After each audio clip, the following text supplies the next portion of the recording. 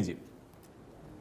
पहली बात तो ये है कि कोई भी व्यक्ति हो, पार्टी हो, संस्था हो, जब तक वो अपनी कमजोरियों को नहीं पहचानेगी, तब तक अगर वो ये आशा करेगी केवल दूसरे पर दोषारोपण से, या जैसे हम कहते हैं कि किसी का दामन यहाँ साफ नहीं है। मैं तो तीनों पार्टी प्रवक्ताओं को ये कहना चाहता हूँ, अगर उदाहरण ही उठाने हैं तो पता नहीं आप कितने उदाहरण भारतीय जनता पार्टी में भी गुटबाजी के उठा लेंगे, कांग्रेस में भी उठा लेंगे और आईएनएलडी में भी उठा।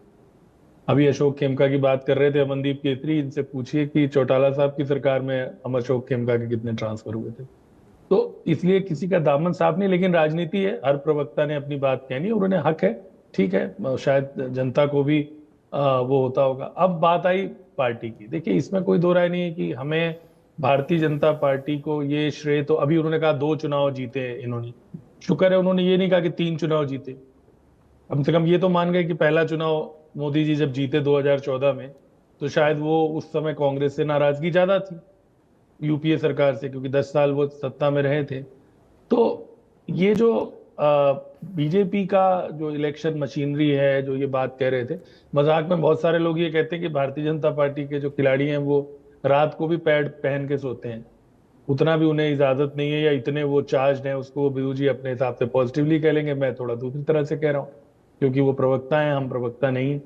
तो वो हमेशा एक चार्ज अपने पार्टी को रखते हैं और उसका भी असर है। अगर हम ये कहें कि इसमें कोई दो राय नहीं कि वोटर लिस्ट में गड़बड़ी होती है, मैंने पहले भी कहा कि वोटर लिस्ट में ये बात बहुत पहले से सामने आती थी कि मृत व्यक्ति के वोट डल गए या बन गए। इलेक्शन कमिश्नर ने भी ये माना कि ये जो 22 लाख है ये केवल, लेकिन उन्होंने भी एक बात कही है, कुछ जवाब उन्होंने दिए, कुछ नहीं दिए, हमें ये मानना चाहिए। अब जैसे जीरो वाला अभी मैम ने बोला कि 0 नंबर पे कैसे बने, उसका इलेक्शन कमीशन ने बहुत सीधा जवाब दिया है, जो हमें लगता है कि उसमें तो कोई आपत्ति नहीं होनी चाहिए कि जो लोग सड़क पे रहते हैं, जो बाकी उन्होंने किस शैली में बात की, अफसर की तरह करी या नेता की तरह करी, वो सब अलग है। लेकिन जो तथ्य की बात है वो ये है कि उन्होंने कहा कि जब हमें कंप्यूटर में फीड करना होता है तो हम उसमें, जिनके घर नहीं है, बहुत सारे लोग इस देश में बेघर हैं जो फुटपाथ पे सोते हैं और जगह, वो वाली बात।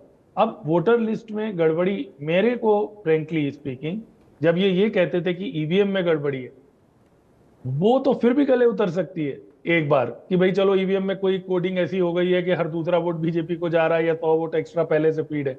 बट ये कहना कि बसें आती हैं चली जाती हैं आज के युग में, जहां तमाम आप गोदी मीडिया कह लीजिए, लेकिन उसके बाद सोशल मीडिया है, सब कुछ है, वहां ये कल्पना करना कि 25 सीटों पे ये हो गया या 30 सीटों पे हो गया और लोग इस तरह से आ रहे। आप देखिए ना, इलेक्शन मशीनरी में कितने लोग, एक मास्टर भी इन्वॉल्व होता है जो प्रिजाइडिंग अफसर होता है, तहसीलदार है, सारी मशीनरी होती है, उसमें नीचे तक ये मैसेज ट्रेवल करना कि भाई एक पार्टी को आपने वोट दिलाना है, थोड़ा सा ये बात फ्रेंकली गले नहीं उतरती। हाँ, गड़बड़ी की चीज पॉइंट आउट की है, इसका लाभ अब ये होगा कि ये गड़बड़ी की तरफ इलेक्शन कमीशन को, क्योंकि अब इतनी पब्लिकली इतनी बड़े पैमाने पर कभी ये बात सामने नहीं आई, इलेक्शन कमीशन को भी सफाई देनी पड़ी, तो आगे इससे सुधार होगा, इसमें कोई दो राय नहीं। अब बात आ जाती है लास्ट लीडर ऑफ अपोजिशन की। देखिए लीडर ऑफ अपोजिशन, वैसे जो लीडर ऑफ अपोजिशन देश में है उनको कौन सा सम्मान दिया जा रहा है वो तो आप देख ही रहे हैं। यहाँ पर लीडर ऑफ अपोजिशन की इतनी चिंता हो रही है, तो वहां राहुल गांधी तो लीडर अपोजिशन है, लेकिन उनके भी काफी उन पे कटाक्ष होते रहते हैं अक्सर। मुद्दा ये है कि जो असली होना चाहिए वो ये है कि विधानसभा में या लोकसभा में, हम अभी विधानसभा की बात कर रहे हैं, जो उसका स्ट्रक्चर है, जो उसकी संकल्पना है, जहां पर ये है कि बहस जो होती है, कई पुरानी बहसें हैं। अभी एक विधानसभा अध्यक्ष के इनिशिएटिव पे कोई एक पत्रकारों के लिए भी कोई वर्कशॉप लगाई गई थी, बाई चांस मुझे भी बुलाया गया, तो उसमें कुछ सीनियर लोग थे, उन्होंने पुराने उदाहरण बताए 1966 के और जगहों के। और यकीन मानिए कि जब पत्रकारिता में था, इनकी जो डिबेट्स होती हैं उनकी पूरी, आयुष जी आपको पता होगा, वो रिकॉर्ड बनता है, तो जी जी बुकलेट जी टाइप की होती हैं जिसमें जी। आप बहस पढ़ सकते हैं। हम्म। तो वो जो बहसें हैं, उनका जो वहां पर हम कितनी तैयारी करके आते हैं, क्या केवल वॉकआउट करने आते हैं, क्या केवल कीचड़ उछालने आते हैं?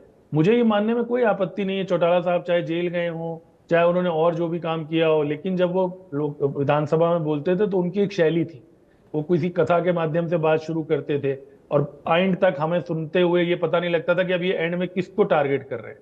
तो एक जो वो शैली होती है, जो एक तैयारी होती है, और भी बहुत सारे वक्ता हो सकते हैं, लोकसभा में बहुत सारे वक्ता है और इसके लिए कोई लंबा समय नहीं जरूरत होती। आपको याद होगा एक उमर अब्दुल्ला की स्पीच थी, बहुत छोटा सा बोले थे वो, लेकिन दिल से बोले थे, एकदम से उसकी चर्चा हुई थी। जी जी। तो विधानसभा एक ऐसा फोरम है जहां पर लीडर अपोजिशन ही हो और वही कोई मारक बात कह पाएगा, ऐसा नहीं है। कोई भी सदस्य जिसको हिस्सा एक तो हमें इस पे ध्यान देना चाहिए कि आपका पड़ोसी राज्य है हिमाचल प्रदेश, दूर जाने की जरूरत नहीं है और आपसे संसाधनों में बहुत पीछे है। आज तो हरियाणा पंजाब से भी बहुत आगे निकल चुका है रिसोर्सेज के मामले में, क्योंकि हमारा चाहे एनसीआर का बेनिफिट है, चाहे सरकारों का प्रबंधन है, जो भी है, वहां पर भी लंबे सेशन होते हैं हिमाचल प्रदेश में। कई बार मैं ये उदाहरण दे चुका हूं। वहां पर अभी आप सेशन शुरू होने वाला है, उसकी डेट देख लीजिएगा कितनी सीटिंग होती है, और हरियाणा में देख लीजिएगा कितनी सीटिंग होती है। तो वो सीटिंग हमारे बहुत छोटी है। तो हमारे यहाँ और उसमें भी हर आदमी के दामन में वही बात है, ना वो सेशन कांग्रेस के राज में लंबे करने की कोशिश की गई, ना चौटाला साहब के, ना अभी। हालांकि ये तथ्यों में, आंकड़ों में गिना देते हैं कि नहीं जी हमारे इतने घंटे की हुई है सीटिंग, हमारे इतने की हुई है। असली बात है कि विधानसभा का जो रियल पर्पज है उसको बहाल करने की जरूरत है। अगर विपक्ष के नेता, चाहे वो एक नया एमएलए हो, और बहुत बार ऐसा होता है कि कई नए एमएलए ऐसे हैं जो बहुत अच्छा परफॉर्म करके जाते हैं, आजकल लाइव टेलीकास्ट होती है विधानसभा की भी, तो हम सबको ये चीज समझनी चाहिए और पॉलिटिकल पार्टीज को भी ये चीज समझनी चाहिए कि वहां पर जो बहस का स्तर है, वहां पर जो मुद्दों को उठाने का तरीका है, वक्त एक मैं आपको बताऊं, ये कहा जाता है कि संक्षिप्तता जो है वो वाक चातुर्य की जान है। बहुत ज्यादा चिल्लाने की जरूरत नहीं होती, आप बहुत संक्षेप में भी अपनी बात पहुंचा सकते हैं।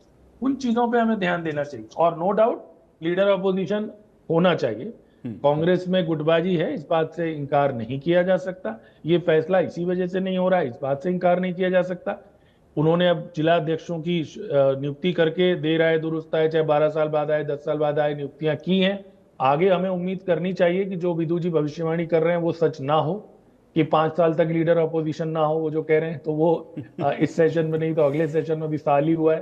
तो चलिए ठीक है, बहुत होना सारी चाहिए। और सारी उसकी पार्टियों में सुविधाएं आपने भी बहुत होती है, महत्वपूर्ण कैबिनेट बात कही। मंत्री मुझे का